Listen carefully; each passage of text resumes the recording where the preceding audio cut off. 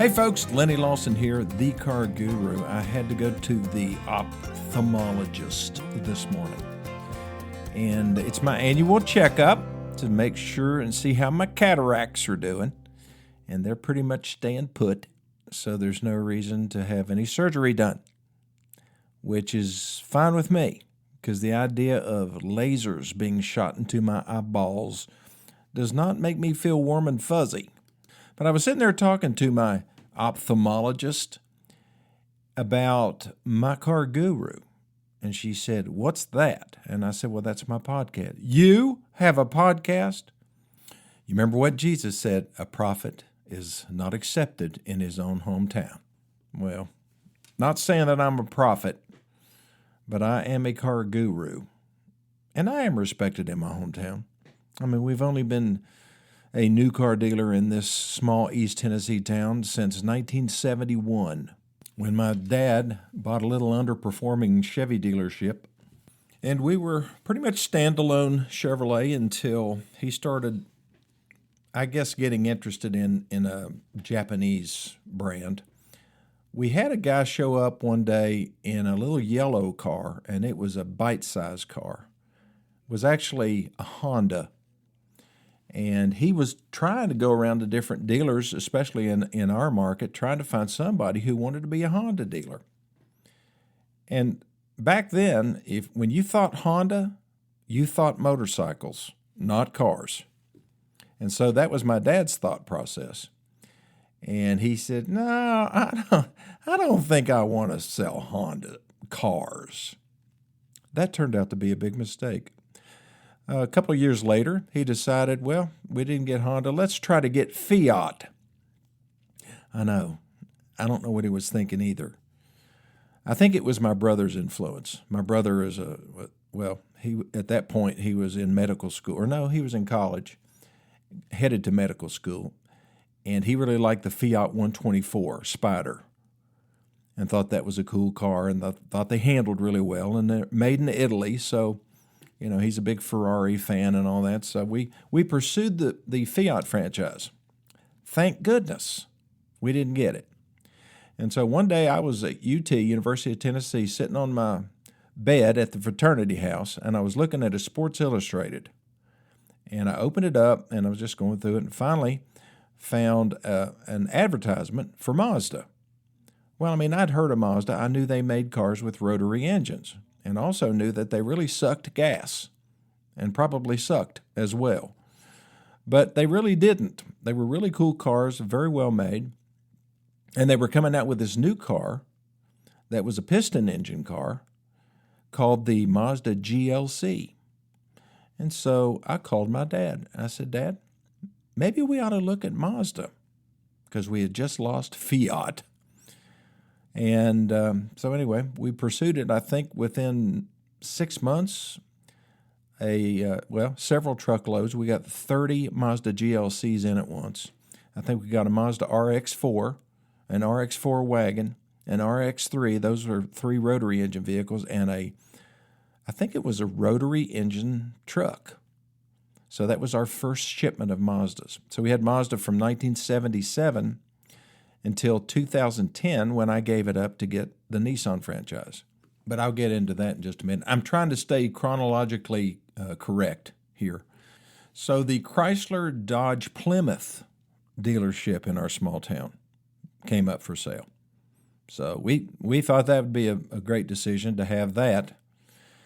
And it was not a great decision to have that. We had it, but it turned out that we just really weren't really motivated enough. We were General Motors people, okay, and Mazda people. And Chrysler had done a pretty good thing. They came out with the minivan, pretty much invented the minivan. And then we were selling their K cars. I don't know if you remember those or not. But their trucks were crap. I mean, they just had a lot of stuff that just very poor quality. The Chrysler New Yorker, the Chrysler Fifth Avenue. To me, just pretty much junk. And, if you don't believe in a product, it's really hard to get fired up about selling it. So instead of selling the product, we sold the entire dealership. And we took that money and built us a brand new Chevrolet Mazda dealership on a 4-lane highway about 4 miles away from our current crappy location where we work. So that lasted a while, and then, we just wanted to expand, and we had a guy two guys that wanted to become partners of ours, so we hooked up together so that we could grow. And part of that deal was becoming an Oldsmobile dealer, so I added Chevrolet Olds to our Mazda store. Well, then we wanted to expand some more. So Mazda was wanting us to do a whole bunch of signage in a different showroom, so we just bought a building, moved Mazda there, and then we felt like we needed another franchise, so we added Mitsubishi to that. And then one day I ran into the Ford dealer in town, and he was meeting with some people, and I decided, well, this is odd because the people that he was meeting with at this little restaurant happened to be car dealers in another town, and they were meeting on a Sunday. And I was born at night, but I wasn't born last night. And I looked up and I thought about that, introduced myself to the guests, and said hi to the dealer. And I called him that next Monday, and I said, if you're thinking about selling your dealership, I would really be interested in that. He said, no, they were just coming down visiting. Well, apparently they weren't just visiting. So he calls me on Friday of that same week and said, are you still interested in possibly buying our dealership? And the short answer was yes. It took a long time to pull that deal off. It took a year. From that date, it was a year trying to put that together. He had multiple partners, and it just made it real difficult. But within a year, we were a Ford, Lincoln, and Mercury dealer, in addition to being a Chevrolet, Oldsmobile, Mazda, and Mitsubishi dealer. We were operating out of 3 locations. And then my partner wanted me to get involved in his Chevrolet store in another town. And that was a pretty large town, not too far from us. And I said, okay, I'll see what I can do. And I managed to get involved in that business. Then he said, well, I have another Chevrolet store I want you to be a partner in. So then I got as a partner in that dealership. Let's see. Oh, yeah. And then there was a Toyota dealership in the Tri-Cities that came up for sale. Well, my partner wanted to buy it, so we all bought into that dealership. So then we had a Toyota dealership in the Tri-Cities. And at that point, I think that's all. At that point, there was this small financial problem that developed. It was called the Great Recession. Do you remember that? Yeah, that was a doozy. And demand for cars and trucks and SUVs and so forth went down dramatically. Interest rates went up. The economy was very, very fragile. And you had General Motors declaring bankruptcy. You had the Chrysler Corporation declaring bankruptcy. Ford did not, because they had borrowed $32 billion to be able to weather the storm. And they were canceling Chevrolet dealers all over the country. We didn't know if we were going to be canceled or not. But one thing that we did know is that we weren't going to let it defeat us, and we were able to maneuver and adjust and survive that. And you know why? Because we decided to work together, and failure was not an option. And so we did. And that's why I am where I am today, is because of all those lessons, all those franchises, all the schools that I went to for that period, all the training sessions that I went to learn how to be a salesperson and to run parts departments and service departments and so forth. And basically, that's my 47-year journey. That's how I became a car guru. And that's not a title that I gave myself. That was given to me in the showroom of my Ford dealership by an elderly lady. And we were talking about I don't know. I don't even remember the exact details, but she came out and said, well, you're just like a car guru. Ding. And she's right. I mean, and so what I've decided to do is to take my knowledge and experience in the car business and use it to help my fellow citizens of this country and any other country, since we go to so many. I think I'm up to 93 countries now with the podcast. Actual downloads in 93 different countries. Can you believe that? And through the miracle of the internet, they're able to get something out of this program that will help them improve and manage their car life. And that makes me smile. And I'll be back in just 1 minute.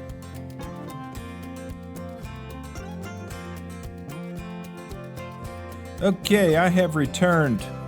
Now, one of the things that a lot of people don't understand about car dealers is that we are, for the most part, independent business people.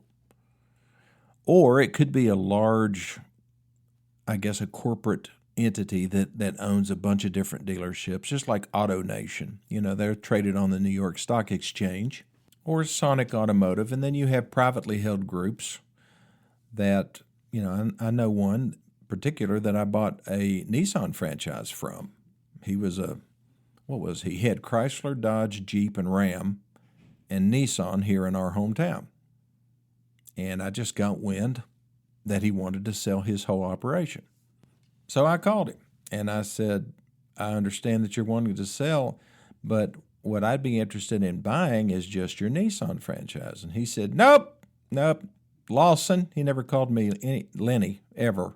He just said Lawson. Lawson, not interested in just selling Nissan. I want to sell the whole thing. And I said, well, okay, if you change your mind, let me know. So I went on a harassment campaign with him about once a week. I'd send him a text message and say, have you changed your mind about the Nissan? And most of the time he wouldn't respond, but occasionally he would respond cryptically and say, no. And then I would ask again, and then it would be no in capital letters. And then it would be no with the exclamation mark beside it. But you know what?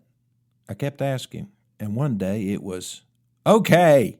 And he put a $ and a bunch of numbers beside it. And it was a pretty big number, but it was very doable. And as a matter of fact, it was less than I thought it would be. So I typed out these 4 letters, SOLD. And that took about 8 months, because at about the 6-month period after I had applied to Nissan for the franchise to be approved as a Nissan dealer. See, it's not as easy as you think it is. It's kind of like buying a car, and you pick the car out on the lot that you really want. You test drive it. You get all fired up about it. And then you go and you give them your credit application, and the bank turns you down. Well, that's kind of what I felt like, except I didn't get turned down by the bank. I got turned down by him. He changed his mind. He didn't want to sell me the Nissan franchise. He said, I'm just going to back out. And I'd already, you just can't imagine the amount of paperwork that you have to complete to become a dealer of any brand. But I'd gotten approved by Nissan, and one day I'm driving up to the radio station to record one of these programs before it became a podcast, and I get a phone call. I'm right about Sulphur Springs, folks, and I'm got in my mind what I'm going to record, and all of a sudden I get this phone call on something I've been working on for 6 months, and he says, I've decided not to sell it to you.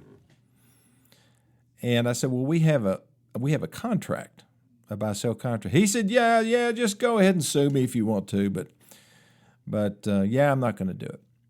So I sued him, and there was a waiting period. I mean, he had a certain amount of time to respond. He waited till the last day of the waiting period, called me back. Well, Lawson, I've decided to sell you the dealership. I said, I'd figure you'd change your mind, but I had to apply for Nissan all over again. But I finally did get the franchise. Now, when you want to become a dealer, they look for competence, they look for capital, and they look at your character. The 3 C's. And they want to put the right people in the right places selling their brands. And we'd been here in Greenville for a long time. When we moved to Greenville, Tennessee, there were 8 new car dealers. Now there are 3.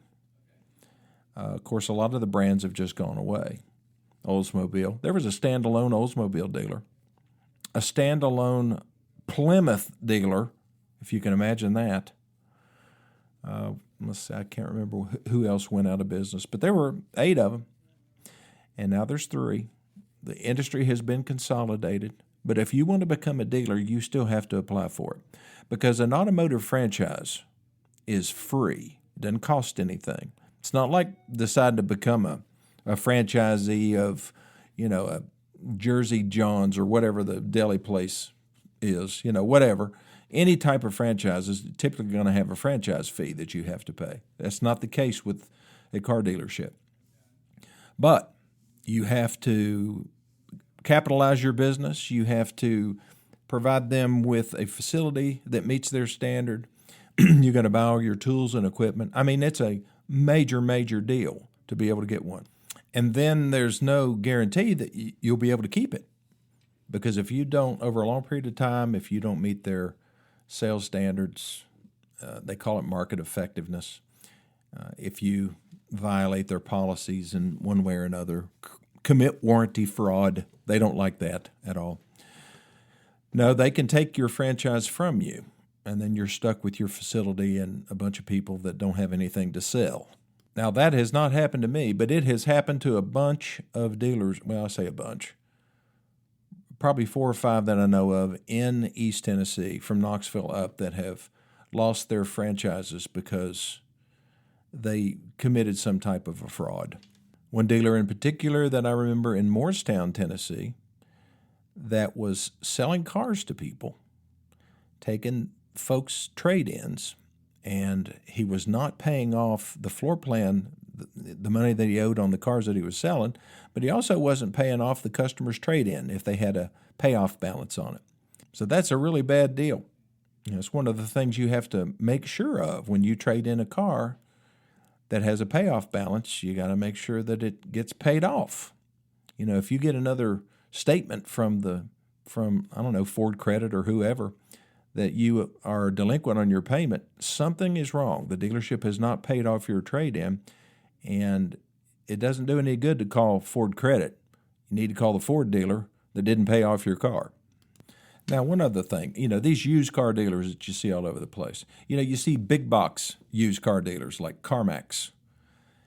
What are they? Do they have any new car franchises? No, but they do sell. They are in the car business. They look like a new car dealer, but they just sell used cars. They're big time, publicly traded company. And so is Carvana. They're the ones that deliver to your door. But most of the used cars that are sold in this country, the vast majority, are not sold by car dealers at all. They're sold by individuals, in and between individuals. But the next category up are little used car dealers. They're all over the place. Now, do they have to follow any kind of standard? Not really, other than the ones that are established by the regulatory authority. In Tennessee, it's the Motor Vehicle Commission. And so, they have certain requirements they have to meet in order to be set up. Other than that, the Motor Vehicle Commission is going to come around maybe once every 90 days, and on the board where you're supposed to post all of your licenses, they're just going to look up there and make sure it's up there, that your dealer license is there. Other than that, there's no accountability except for the individual and the accountability that he creates if he's wronged, like if fraud is committed, if you buy a car that has a salvage title and you didn't know about it. But all of these things have to be enforced through either the Motor Vehicle Commission in your state, or they have to be enforced through the courts, which is a pretty tough row. It's expensive, too, when you have to hire lawyers.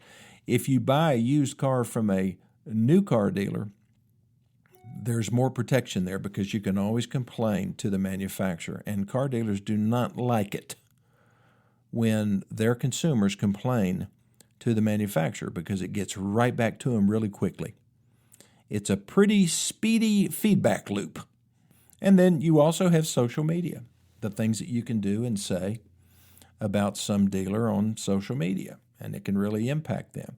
One of the things that I always say about that is always complain in person first to the dealer. Don't blast them on social media first, because if you do, you've blown your leverage. I mean, you can't threaten. I've mentioned this a few days ago. You can't threaten a dealer that if he doesn't do what you want him to do, then you're going to go after him on Twitter or Facebook, because that's extortion and he can sue you for that. Okay, I'm going to take my last break. I'll be back in just 1 minute.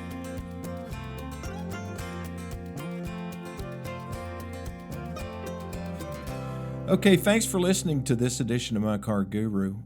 The most important thing that I can do as a car guru, in my mind, is to provide something that you can use in your car life to make it easier to deal with a lot of the shady characters that are out there, and to be able to point them out, to know when you're being led down the wrong path. Because there's a lot of dealers out there that seem really nice. When I say dealers, I mean they're salespeople, service advisors, anybody that works in the store. They seem really nice, and they probably are really nice, but they have, their ethical compass doesn't point in the same direction as yours does.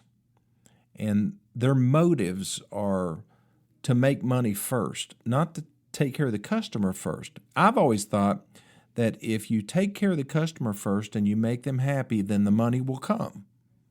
You got to get your priorities right. I mean, we all want to survive. We need money in order to pay our bills and to live a good life. Well, to live a good material life, but not necessarily live a good life.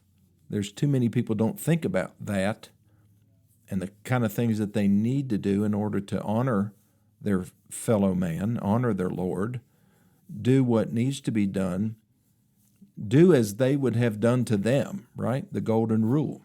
So that's what I try to do. That's a void that I try to fill. You can do that with the My Car Guru guidebook, 32 pages.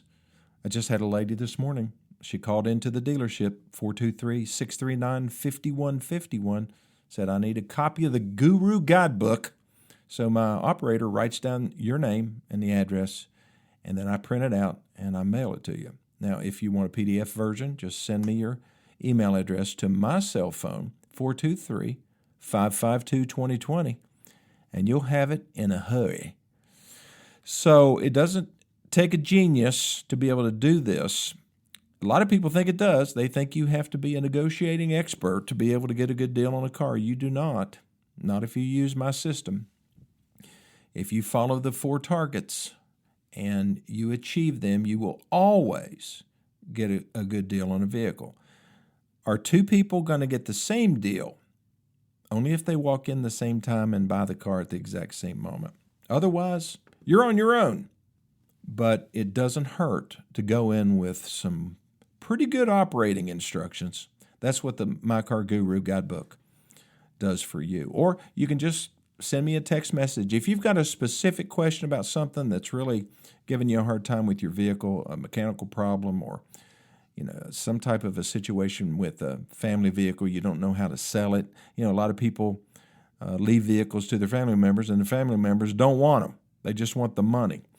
Well, I can help with that kind of stuff, trade values, whatever you need to know about the car business or about cars, I can help. Just send me your information by my cell phone, 423-552-2020, or to my email at lennylawson2020@gmail.com, and I'll see you next time.